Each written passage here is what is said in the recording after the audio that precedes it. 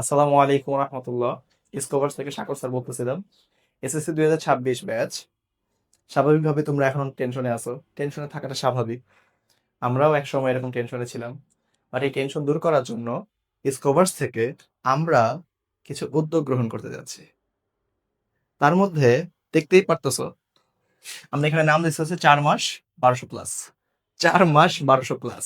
এই কথার অর্থ হচ্ছে আমরা তোমাদের জন্য এই এখন থেকে সম্পূর্ণ 4 মাস জুড়ে প্লেলিস্ট আকারে তোমাদের সম্পূর্ণ সিলেবাস তোমাদের সামনে যতটা সহজ উপায় উপস্থাপন করা যায় তার পুরোটা ইনশাল্লাহ করতে যাচ্ছি টোটালি ফ্রি।